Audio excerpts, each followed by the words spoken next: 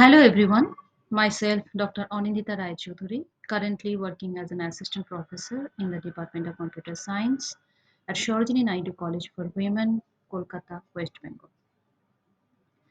Today I am going to discuss about the object-oriented programming overview with respect to Java. Now Java is based on the concept of object-oriented programming. So as the name object-oriented programming suggests, here at the center of it is an object. Object contains both data and the functionality that operates on that data.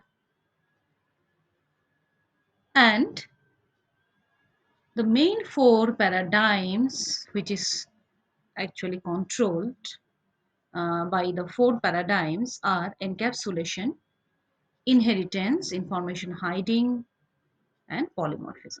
And there are other object-oriented programming concepts which are also important is abstraction, message passing, object, and classes.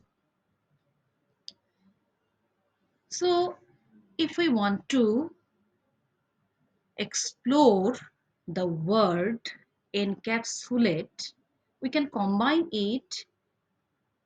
into combine it by two different words, en and capsulate. That means in a capsule.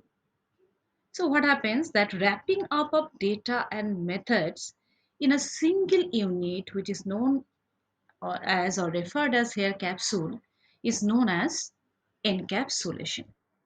Here we can see this is a capsule in this figure where the data with respect to a book, data means what are the data with respect to a book? The title of the book can be a data, the author name, the accession number, the cost, the borrower DOI number. This can be data of a book. And methods like issue a book, return a book, open, close, find. So these are the methods.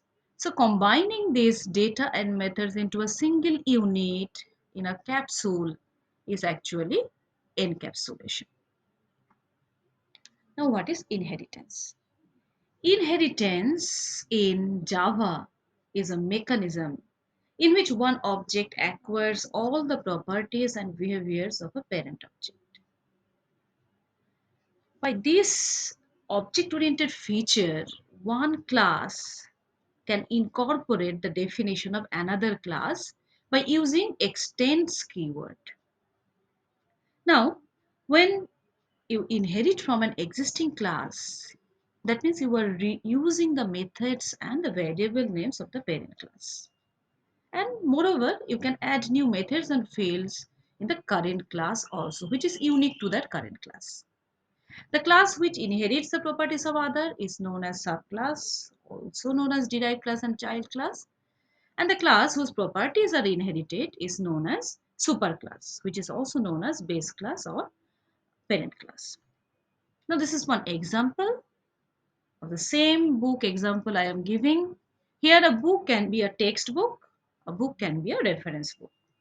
Now textbook and reference book have some common properties which is inherited from the parent class book, and the textbook has some unique properties of it, and as well as the reference book has some unique properties of it. That means some unique variables or attributes or unique methods are there in both text and reference books. This is one program example or code, Java code, where we can see that uh, where we can see that in superclass the variables are there xyz, and in subclass apart from this xyz it has a unique variables which is r. So now in subclass can use both the variable names of superclass as well as the subclass, and also it can use both the function names of superclass as well as the subclass. Here the superclass function name is addition and the subclass function name is multiplication. Now you can see that in main function we are calling addition and multiplication both,